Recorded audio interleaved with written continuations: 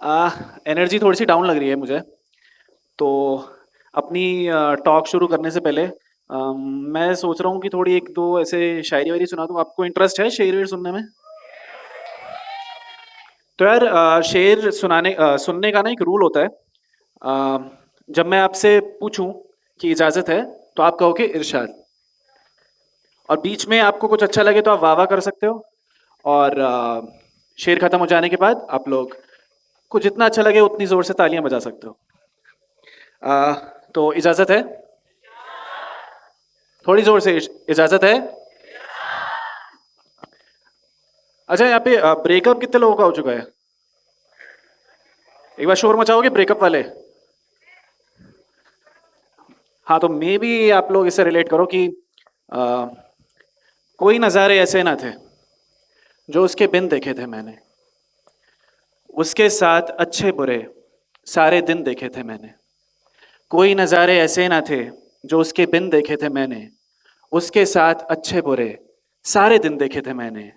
और आज वो अजनबी से भी अजनबी बनकर गुजरा सामने से, जिसके बदन के एक एक तिल देखे थे मैंने। Thank you so much.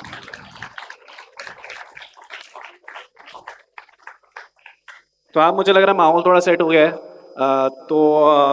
अब मैं अपनी बोरिंग सी टॉक शुरू कर सकता हूँ। तो यार यहाँ पे कौन कौन है जिनको लगता है कि जब आप कोई वीडियो इंस्टाग्राम पे रील स्क्रॉल करके देखते हो, तो आपको लगता है कि यार, और उस पे देखते हो आप इतने सारे व्यूज, तो आपको देख के लगता होगा कि इससे अच्छा तो मैं भी कर सकता हूँ, ये तो मैं भी कर सकता हूँ। और मजे की बात पता है क्या है? कि आप कर सकते हो। और उससे भी मजे की बात पता है क्या है? कि आपको पता है कि आप कर सकते हो, पर आप करोगे नहीं। और यहीं पे कोई एवरेज सा, आपसे कम टैलेंटेड इंसान सिर्फ अपनी कंसिस्टेंसी की वजह से आपसे आगे निकल जाएगा। That's the power of consistency. That's the power of showing up. फर्क नहीं पड़ता कि आप अच्छा कर रहे हो बुरा कर रहे हो। बस फर्क इससे पड़ता है कि आप कर रहे हो कि नहीं कर रहे हो। चेतन भगत ने एक बात कही थी कि I am not the best author, I am the best selling author. बहुत सारे राइटर्स होंगे, बहुत कुछ अच्छा अच्छा लिख रहे होंगे, पर कोई फर्क नहीं पड़ेगा अगर आपने उसको पब्लिश करने का रिस्क ही नहीं लिया। तो कोई एवरेज सा टैलेंटेड इंसान आएगा जो ये रिस्क लेगा और वो आपसे आगे निकल जाएगा। और ये बात ना मुझे स्कूल टाइम पे ही अपने समझ में आ गई थी कि सिर्फ पार्टिसिपेट करना होता है, आउटकम अपने आप आ जाता है। मेरा हमेशा से एक मंत्रा रहा है कि चलो ट्राई करके देखते हैं। स्कूल टाइम से ही ना, मतलब हमेशा से I am an introverted kind of person. मुझे ना ज़्यादा ऐसे भीड़ पसंद नहीं है। मुझे बात करनी नहीं आती, मुझे ना ऐसे बात बढ़ानी नहीं आती। मैं ऑकवर्ड सा हो जाता हूँ। और मुझे लगता है कि मतलब मैं खुद को बहुत बोरिंग इंसान कंसिडर करता हूँ, तो मुझे लगता है कि मैं किसी से बात करूंगा ना तो वो बोर ही हो जाएगा। तो मेरे को ना टॉपिक्स ही नहीं मिलते बात करने के। तो स्कूल टाइम में भी मैं ऐसे ही था। एक वो बच्चे देखे होंगे ना आपने, जो स्कूल में क्लास के कॉर्नर पे बैठे होते हैं शान से, किसी से कोई मतलब नहीं कि मैं अगर एब्सेंट भी हो जा रहा हूँ तो कोई डिफरेंस नहीं है। इस टाइप का बच्चा था। और पीटीएम में टीचर्स मेरी पढ़ाई से ज़्यादा इसकी कंप्लेन करती थी कि यार ये बोलता नहीं है, लोगों से मिक्स नहीं हो पाता, इसको आगे बहुत दिक्कत होगी, इससे कहो कि ये कुछ ना ऐसे बात किया करे, कुछ किया करे, आगे बड़ी दिक्कत होने वाली है। अ, मैंने कभी स्कूल में, मतलब स्टार्टिंग में ऐसे कभी पार्टिसिपेट नहीं किया था किसी एक्टिविटी में। मुझे क्वेश्चंस आते भी रहते थे ना, तो भी मैं हाथ खड़ा नहीं करता था, कि मुझे लगता था यार जैसे ही मैं हाथ खड़ा करूंगा ना तो वो जितने भी सारे वो 40 बच्चे हैं ना, उनकी उन सबकी आंखें मेरी तरफ रहेंगी। और चाहे मैं सही भी हूँ, मुझे बहुत डर लगता था। तो मैंने इसी डर से कभी पार्टिसिपेट ही नहीं किया। पर एक बार की बात है कि हमारे स्कूल में ना सोलो सिंगिंग कंपटीशन हो रहा था। और हमारी क्लास वाले ऐसे कुछ ऑर्गेनाइज कर रहे थे। तो मुझे गाना गाना बहुत अच्छा लगता है। तो मैंने सोचा यार इस बार करके देखते हैं, ये थोड़ा मेरा फोर्टे है, इस बार ट्राई करके देखते हैं। और मैं पहली बार ऐसे स्टेज पर जब गया, तो मेरे ऐसे लेग्स शेक कर रहे थे, मेरी आवाज़ शेक कर रही थी, और मुझे पता है कि मैंने बहुत गंदा गाया, बहुत गंदा। और मुझे पता है लोग ऐसे देख रहे थे मुझे, और वो सोच रहे होंगे कि यार इसको शर्म नहीं आ रही, ये मतलब ये स्टेज पे चला कैसे गया, ये तो बड़ा ही बेकार गा रहा है। मैंने को उनकी आंखों में दिख रहा था कि वो मेरे बारे में ना ऐसा सोच रहे होंगे। और कभी कभी ना हमारा ऐसा होता है कि दूसरे लोग क्या सोच रहे हैं वो भी हम सोच रहे होते हैं। मतलब दूसरे लोग जो भी सोच रहे हो, हम बुरा ही सोच रहे होते हैं कि यार ये ना ये सोच रहा होगा मेरे बारे में, उसकी वजह से मेरे एकदम लेग्स शेक कर रहे हैं और आवाज शेक कर रही है और मैंने बहुत गंदा परफॉर्म किया। बट जब रिजल्ट आया ना तो मुझे थर्ड प्राइज मिला, क्योंकि 3 ही लोगों ने पार्टिसिपेट किया था।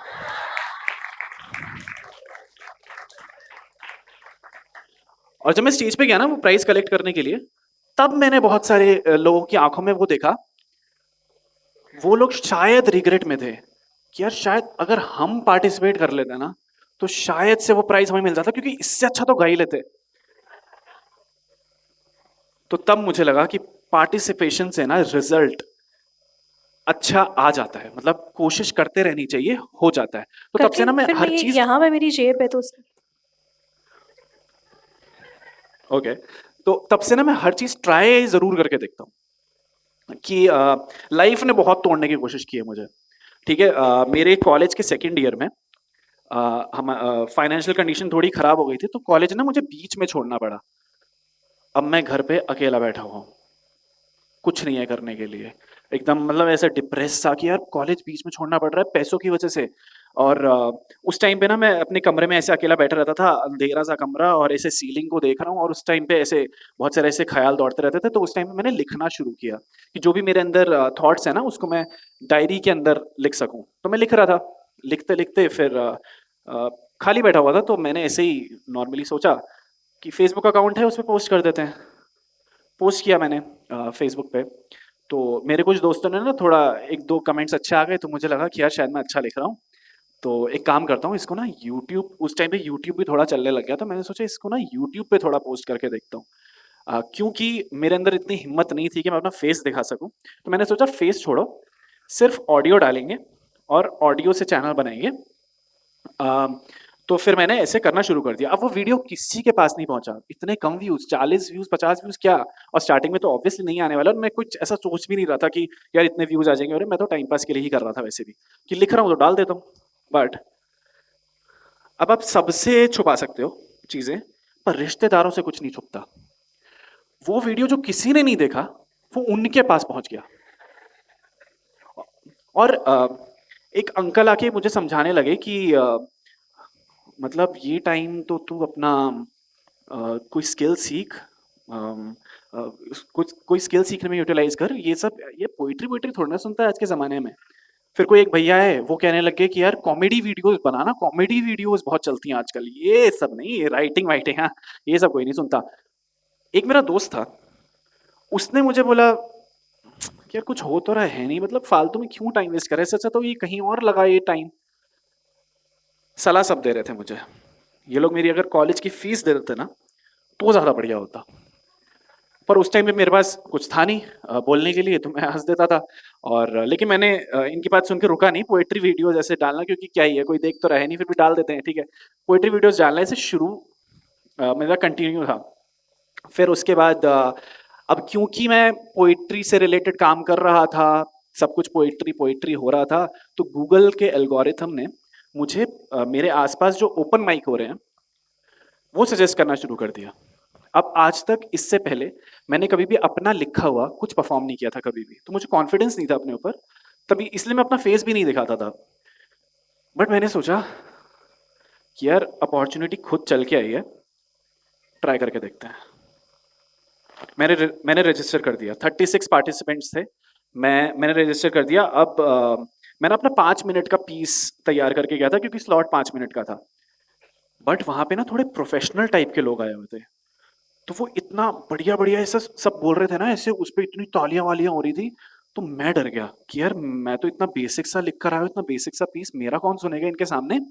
तो जब मेरा नंबर आया ना, तो मैं चढ़ा स्टेज पे और मैं 5 मिनट का पीस करके आया था। मैंने 2 मिनट सुनाया और मैं स्टेज से उतर गया। मेरी हिम्मत नहीं थी और कि मैं और सुनाऊं। तो जब मैं जा रहा था तो अच्छा परफॉर्म नहीं किया, मतलब क्योंकि फर्स्ट था तो ऐसा मिड परफॉर्म किया, बट ठीक है, मेरे को खुशी थी कि चलो चलो एटलीस्ट मैंने ट्राई किया। 1 महीने के बाद वो वीडियो लाइव हुआ। मेरे साथ और भी मेरे जो 35 पार्टिसिपेंट्स थे उनका सबका वीडियो लाइव हुआ, और उन सब वीडियोस में से सिर्फ एक मेरा वीडियो था, बूम, 4.7 मिलियन व्यूज उस टाइम पे। और वो वीडियो इतना वायरल हो गया, इतना वायरल हो गया कि उसको ना फेसबुक के बड़े बड़े पेजेस ने, इंस्टाग्राम के बड़े बड़े पेजेस ने ऐसे उसको अपलोड करना शुरू कर दिया, पोस्ट करना शुरू कर दिया, और उसके बाद मेरे चैनल पे भी थोड़ा थोड़ा ट्रैफिक आने लगा। अब मैं घर से बाहर निकल रहा था तो थोड़े बहुत लोग ऐसे पहचानने लग गए थे।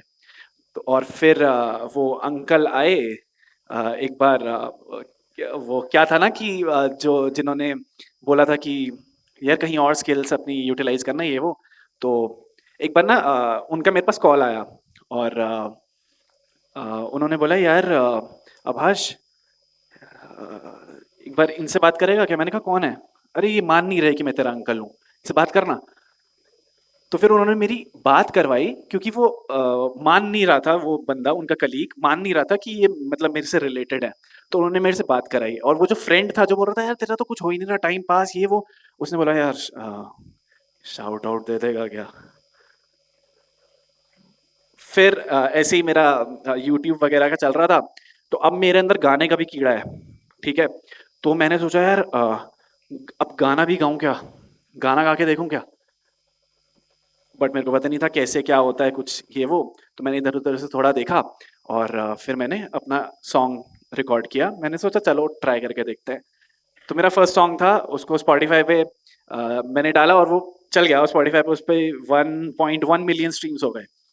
देन देन मैंने सोचा कि यार मेरे को ना कहानियां सुनाना बहुत अच्छा लगता है, मैं कहानियां सुना सकता हूँ बहुत ना।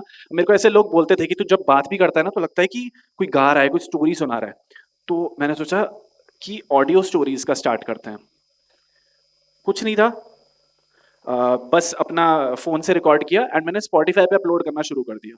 स्पॉटिफाई पे पोस्ट करते गए स्पॉटिफाई का मेल आ गया मेरे पास कि यार आपका शो हम खरीदना चाहते हैं। और स्पॉटिफाई ने मेरा शो को एक्सक्लूसिव किया, एंड देन ये जर्नी चलती गई, और अभी मेरे कुछ 3 मिलियन के आसपास फॉलोअर्स हैं इंटरनेट पे। एंड तो मुझे बस यही कहना है कि हम लोग ना अपने आप को ही बहुत बुरी तरह से जज कर लेते हैं कि लोग क्या सोचेंगे, और इसी इसी कारण से ना हम कुछ भी स्टार्ट नहीं कर रहे होते। कुछ कुछ हम ये भी सोच लेते हैं कि यार ये काम ना मुझे 5 साल पहले स्टार्ट करना चाहिए था, अब तो एज नहीं है, अब स्टार्ट करके क्या होगा, पहले स्टार्ट करते ना तो बाद में अभी तक तो रिजल्ट मिल चुका होता। तो जस्ट सेइंग कि Arijit Singh retired at 38, and Boman Irani started his Bollywood career at 44। तो सबकी अपनी अपनी जर्नी है, सब अपनी अपनी जर्नी के हिसाब से सक्सेसफुल होंगे। तो इसी पे एक कविता सुना के मैं एंड कर दूंगा कि अ, तुम हारते रहो कई बार, पर कोशिश नहीं छोड़नी। रास्ते बदल कर देख लो, पर उम्मीद नहीं तोड़नी। सब बुरा हो जाने के बाद भी कुछ अच्छा हो जाने की आस रखना। सब देते हैं ताने, देने दो, तुम बस अपने ऊपर विश्वास रखना। हिम्मत टूट जाती है बीच बीच में, तुम्हें खुद को ही खुद से उठाना पड़ेगा। कहने को सब साथ में होंगे तुम्हारे, पर लड़ने अकेले ही तुम्हें जाना पड़ेगा। तो बांध लो गांठ इस बात की, बहते रहना जरूरी है। कोई तुमसे कुछ कहे या ना कहे, पर तुम कर लोगे सब, ये खुद से कहते रहना जरूरी है।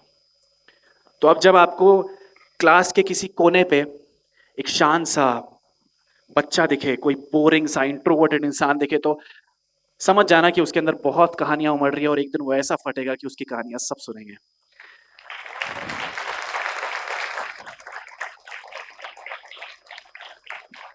तो मुझे नहीं पता कि आपको मेरी कहानी से कुछ सीखने को मिलेगा या नहीं मिलेगा, पर एक उम्मीद मिलेगी कि जब आप कोई अपना काम स्टार्ट करने जाओगे, या कुछ भी सोचोगे, छोटा मोटा कुछ भी सोचोगे, तो आप कॉन्फिडेंटली खुद से ये कह पाओगे चलो ट्राई करके देखते हैं, और इस बार आपको पता होगा कि आउटकम आपको मिल सकता है।